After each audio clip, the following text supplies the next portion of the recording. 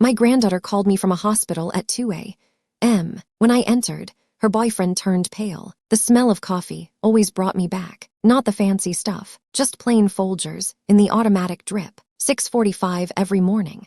The sun barely touching the white picket fence outside my kitchen window. That fence, George put it up himself after we moved in 47 years ago. He said every good home needed a good fence. It was sturdy, like our life, or what I thought our life was. I would stand there sometimes, just watching the steam curl up from my mug, thinking about the day ahead, thinking about George, thinking about the kids, Sarah, Michael, thinking mostly about Lily, my granddaughter, my sweet Lily. She was the light, truly, from the moment she was born. Sarah, my daughter, she was always a little distant, not cold, just busy, even as a girl, always doing her own thing. Michael, my son, he moved clear across the country for work, a good boy, but far. So Lily, she was mine, in a way. I raised her almost as much as Sarah did, picked her up from kindergarten, baked her cookies, taught her how to tie her shoes, how to plant a tomato in the garden. She used to call me her second mom.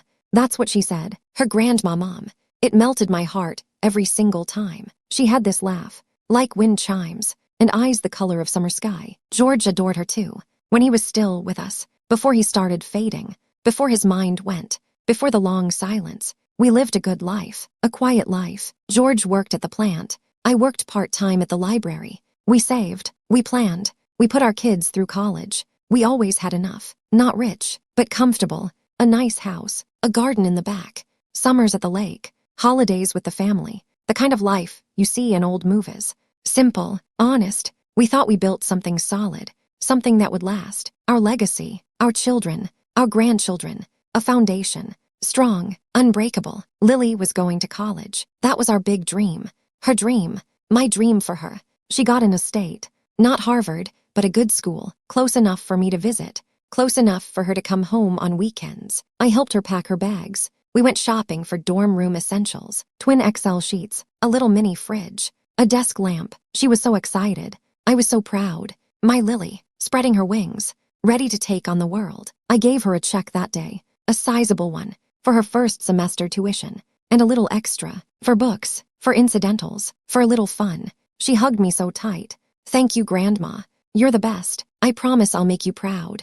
Her words still echo, sometimes, late at night. The first year was great. She called every Sunday. We talked for hours, about her classes, her friends, the parties. She sent me pictures, smiling, happy. She'd come home for holidays, Thanksgiving, Christmas, spring break. The house felt alive again when she was here, her laughter filling the rooms, her music playing softly. It was a comfort, a joy, the kind of joy you wait a lifetime for, the kind you sacrifice everything for. Then things started to shift, slowly, imperceptibly at first, like the tide going out. You don't notice until the sand is bare. Her calls became less frequent, a quick text instead of a long conversation. Hey, Grandma, super busy, talk soon, or love you, gotta run.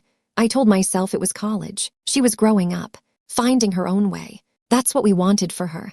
Independence, freedom. I tried not to hover, tried to give her space, but the ache in my chest was there, a tiny, quiet hum. Then came the requests for money, not large amounts at first, 50 here, 100 there. For textbooks, Grandma, they're so expensive.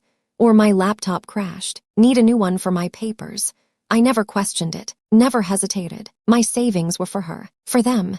I had plenty, more than enough. George and I made sure of that. Our little nest egg, my pension, his pension, our social security. It was all there, safe, for whatever came. For them, I met her new boyfriend, Jake, during her sophomore year. He came home with her for a weekend. He was handsome, tall, dark hair, a charming smile. Too charming, maybe. He talked a lot about his ambition, his plans. He seemed to have big ideas, but nothing concrete. He didn't look me in the eye when he spoke. Not really. His eyes darted, like a fox. I remember thinking that. A fox. I dismissed it. I was just an old woman, overly protective. Lily was happy. That's what mattered. She seemed smitten, hanging on his every word, laughing at his jokes, a different laugh than her wind chime one. This one was a little forced, a little brittle. I mentioned my concerns to Sarah once, over coffee. Lily seems a little different. And that Jake boy, I don't know. He gives me a funny feeling. Sarah just waved her hand. Oh, Mom, you worry too much. She's young. She's in love. Let her live a little. Sarah was never one for introspection. Never one for seeing beyond the surface. I dropped it. What was the point? I couldn't tell Lily who to love. Not my place. The money requests grew. 200, 500, 1,000. Emergency car repairs. Grandma. Jake's car broke down. We need it for work. Or rent's due. I'm short this month. I started noticing things then. Small things. My bank statements. I always balanced my checkbook. Every month. Old habits die hard. There were withdrawals. Small ones. $200 here. $300 there. Not made by me. I'd call the bank. They'd say, Mrs. Johnson, these were ATM withdrawals. On your debit card. I'd scratch my head. Forgetfulness. It must be. Old age creeping in. I'd misplace things sometimes. My keys. My glasses. It made sense. I'd forget an ATM trip. I even told myself, I must have given Lily my card once and forgotten. For an emergency. Yes, that was it. An emergency. My trust was a thick blanket, covering everything. One afternoon, I was looking for a recipe for George's favorite peach pie. His old recipe box. It had a little lock on it. From when he was a boy, he always kept his important papers in there. His discharge papers from the Navy. Some old savings bonds. I needed a paperclip to pry it open. When I finally got it, I saw it. An envelope. Thick. Official looking. From the bank. It wasn't a bond. It was a statement. A recent one. For my investment account. The one George and I had poured so much into. A retirement fund. My inheritance from my parents. It was down. Significantly. By almost $30,000. I blinked. Read it again. My hands shook. 30,000. Gone. Just like that. It couldn't be right. I called my bank manager, Mr. Henderson. He was a kind man. Had been our banker for 20 years. Eleanor. Yes, there have been several large withdrawals. Over the past 6 months, he said. Signatures match the account holder. He said. My signature. I remember signing some papers for Lily. She said it was for a co-signer agreement for her apartment lease, that her credit wasn't strong enough. I'd barely looked. Just signed. I trusted her. She was my Lily, my granddaughter. I felt a cold knot in my stomach, a whisper of suspicion, but I pushed it down. No, not Lily, not my Lily. She would never. She couldn't. It had to be a mistake, a bank error. It had to be. The phone rang at 2:03 a.m. My old rotary phone on the nightstand. It startled me awake. My heart jumped. No one ever called that late, not unless it was bad news. My hand fumbled for the receiver. Hello. My voice was hoarse, thick with sleep and fear. Grandma. It was Lily. Her voice was thin, shaky, raw with tears. Not her wind chime laugh. Not her happy student voice. This was a child's voice. Broken. Lily. Honey. What's wrong? Are you all right? I sat up, switching on the lamp. The soft yellow glow did little to calm me. I'm at the hospital. St. Jude's. Grandma, you have to come. Please. I need you. She was sobbing now. Hard. Uncontrollable. St. Jude's. What happened? Are you hurt? What is it, darling? My mind raced. An accident. A car crash. Drunk driving. Just come. Please. I can't explain over the phone. Just come. She hung up. Just like that. My hands trembled so much I almost dropped the phone. St. Jude's. It was clear across town. A 30-minute drive. I threw on my bathrobe over my nightgown, grabbed my keys, my purse. My heart was pounding like a drum against my ribs. Fear. Pure, unadulterated fear. For my Lily, my precious girl. I drove faster than I should have. The streets were empty, the city lights blurring through my tears. Every red light felt like an eternity. Every shadow a monster. The hospital parking lot was almost empty. A chilling silence hung in the air. The bright, sterile lights of the emergency room sign felt like a beacon of dread. I pushed through the heavy glass doors. The smell of antiseptic and fear hit me immediately. The quiet hum of machines. A distant cough. A hushed conversation. My eyes darted around. Where was she? I saw a nurse at the counter. My granddaughter, Lily Johnson. She called me. Said she was here. The nurse, a young woman with kind eyes, checked her computer. Room 307, 3rd floor, just down the hall and to your left. Her voice was soft, pitying. I didn't understand why. The elevator ride up was agonizing. Each floor a step closer to something unknown, something terrible. My mind conjured every possible scenario. A broken bone, a bad flu, a car accident, anything but what I was about to find. Room 307. The door was ajar. I pushed it open slowly. The room was dim, just a faint light from a bedside lamp. And there she was, my Lily, sitting up in the bed, her hair disheveled, her face pale, streaks of tears on her cheeks, her eyes swollen. She looked so small, so fragile. And then I saw him, sitting beside her, holding her hand. Jake. His head snapped up when I entered, his eyes wide, and then he went white, a ghostly, stark white. The color drained from his face, as if someone had pulled a plug. He let go of Lily's hand, stood up slowly, his mouth agape, a silent gasp. He was frozen, caught, like a deer in headlights. "Grandma," Lily whispered. Her voice was barely audible. I rushed to her bedside, ignored Jake. My hand went to her forehead. "Lily, what happened? Are you hurt?" She shook her head. "No, not hurt, not physically." "Then what is it, darling?" My voice trembled. She looked at me, her beautiful blue eyes, full of such pain, such shame. I'm so sorry, Grandma." She started to cry again, harder this time. Jake cleared his throat. "Mrs. Johnson, I can explain." His voice was raspy. I turned to him. My eyes narrowed. That slick charm was gone, replaced by pure terror. "Explain what, Jake? What is going on here?" Lily buried her face in her hands. He got into trouble. Bad trouble. Gambling. Debts. My blood ran cold. Gambling. Debts. The missing money. The withdrawals. The 30,000 from my investment account. It all crashed down on me, like a collapsing building. Piece by piece. Memory by memory. The little red flags I'd ignored. The instincts I'd silenced. The trust I'd blindly given. "What kind of trouble, Lily?" My voice was flat now. Dead. The fear for her physical safety replaced by a deeper, more profound dread. A cold emptiness. She lifted her head, her eyes fixed on mine. "He used my name. For loans. For a loan shark." She choked on the words. "And when he couldn't pay, they threatened him. Threatened me. And what does that have to do with my money?" I heard the tremor in my own voice. The betrayal was like a physical blow. Jake stepped forward, his hands up. "Mrs. Johnson, I swear, I was going to pay it back. I just needed time. I lost track. The numbers got too big." "The numbers?" I asked. My mind was reeling. "The numbers like the 30,000 from my retirement fund." His face fell. He looked at the floor. He couldn't meet my gaze. And your debit card." Lily had access. "We thought just small amounts, to keep them off our backs."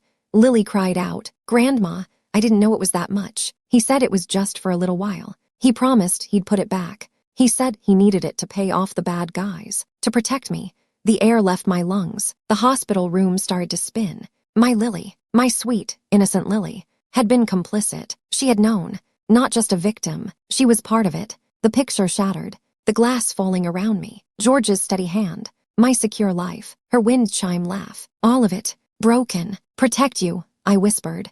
The words felt like sandpaper in my throat. "By stealing from your own grandmother. By letting him take everything I worked my entire life for." "No, Grandma, please." She reached for me. I recoiled. The touch felt foreign, contaminated. "They threatened to hurt Jake. They said they knew where I lived. Where you lived, Grandma." I was scared. "He told me it was the only way. To keep us safe. To get them off our backs. He said he'd pay you back with his inheritance. From his uncle. He swore." Lily sobbed. Jake nodded vehemently. "Yes, my uncle is very sick. He's got a lot of money. I swear, Mrs. Johnson, as soon as he passes, you'll get every penny back. Plus interest. More than you lost." The audacity. The sheer, chilling audacity of it. Talking about his dying uncle's money. As if that made it right. As if that was a solution. As if my life savings were a temporary loan to a loan shark. "What happened tonight?" I asked, my voice flat, emotionless. The anger was a cold fire now. Lily wiped her nose with the back of her hand. They found us. They cornered us in the parking lot. They said if we didn't pay them by morning, something terrible would happen. They took my car keys, my phone." She gestured vaguely. "Jake got into a fight with one of them. He got roughed up a bit. We ran. And I didn't know who else to call. I thought maybe you could help." "Help," I repeated. The word tasted like ash. "Help you pay off your boyfriend's gambling debts." "With what, Lily?" "With what I have left." Jake tried to interject. "Mrs. Johnson, I promise. It's just a little bit more. Just enough to get them to back off. And then we can figure out a plan. We can get you your money back." He was still trying to manipulate me. Still trying to use me. Even in that moment. Even after everything. The realization hit me like a sledgehammer. He didn't care about Lily. Not really. He cared about himself. And Lily, my sweet, naive Lily, was so lost, so entangled. She had become someone I didn't recognize. A stranger. A thief. The silence in the room stretched. Thick and heavy. The hum of the hospital was suddenly deafening. I looked from Jake to Lily. From the scared, calculating man to the broken, pleading girl. The girl who once called me Grandma Mom. The girl who I had given everything. Everything. I stood there for what felt like an eternity. My mind a whirlwind of numbers, of memories, of broken dreams. The little house George and I built. The garden. The security. The future I envisioned. It was all gone. Washed away by two young people. One a predator. The other his willing accomplice. I turned. Walked out of the room. Not a word. Not a look back. The nurse at the desk looked up. Her kind eyes full of questions. I just shook my head. Walked past her. Down the hall. Into the elevator. Each step felt heavy. My legs like lead. My heart a stone. I drove home in a daze. The sun was just starting to peek over the horizon, painting the sky in soft oranges and purples. But I saw no beauty in it. Only the cold, stark reality of a new day. A day where my world was irrevocably broken. I called Sarah the next morning. It took her a while to answer. Mom, are you okay? You sound weird. Sarah, it's Lily and Jake. They've been stealing from me. The line went silent for a long moment. Then, stealing. Mom, what are you talking about? I laid it all out. The missing money, the investment account, the hospital call, the gambling debts, the threats, every painful detail. Sarah was furious, not at me, but at Lily. That ungrateful little. I knew that boy was trouble. I told you, Mom, but you always defend her. Her words stung. Defend her. Yes, I had. Blindly. Faithfully. Because she was my Lily. What are we going to do, Mom? Do we call the police? Sarah asked, her voice hard. Practical. The police. Arrest my granddaughter. The thought was a physical punch to the gut. I don't know, Sarah. I don't know. The next few weeks were a blur of lawyers, police reports, and agonizing conversations. Sarah wanted to press charges immediately. Michael, when he finally flew in from out west, was more cautious. Mom, she's still family. There has to be another way. But he also made it clear he couldn't help financially. He had his own family, his own responsibilities. He made me feel like I was a burden, like my broken heart was just an inconvenience. Lily called me once, from a blocked number, crying, begging for forgiveness, saying she was sorry. She hated Jake. She was leaving him. She just wanted her grandma back.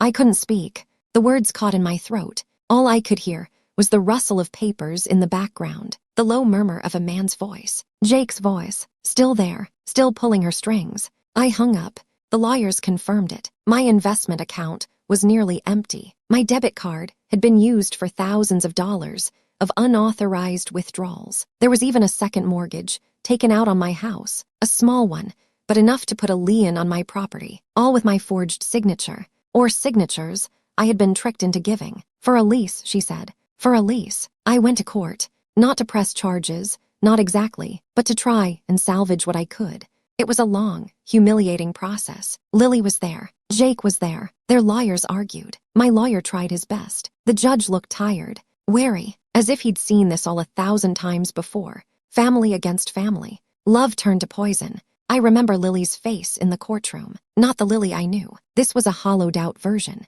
A stranger. She looked at me once, her eyes pleading, full of regret. Or was it just fear? I couldn't tell anymore.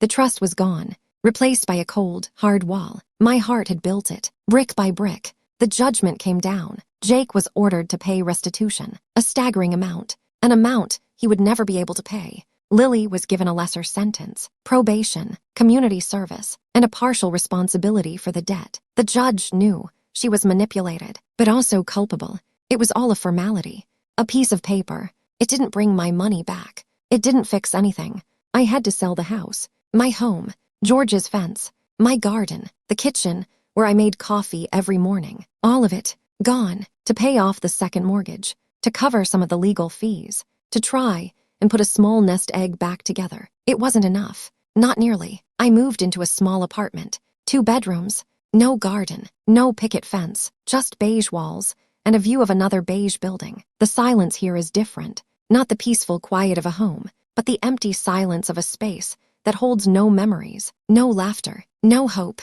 Sarah visits sometimes. She brings me groceries. She means well, but she talks about her life, her problems, her new kitchen cabinets, never about what happened, never about Lily. It's like it never occurred, or like it's too painful for her to acknowledge, as if by ignoring it, it will disappear. She never asks how I feel, not really, just asks if I need anything. A surface kindness, a convenient love. Michael calls once a month, a perfunctory check-in. His voice always sounds rushed, distant. I see old friends at the grocery store. They ask how I am, how Lily is doing. I just smile, a thin, brittle smile. Oh, she's doing fine. Busy with school. I can't tell them. The shame is too deep, too raw. How do you explain that your beloved granddaughter, the one you bragged about, the one you sacrificed everything for, stole your entire future? You don't. You just smile and nod, and walk away. Sometimes, I sit in my car in the parking lot, for hours, just listening to the radio,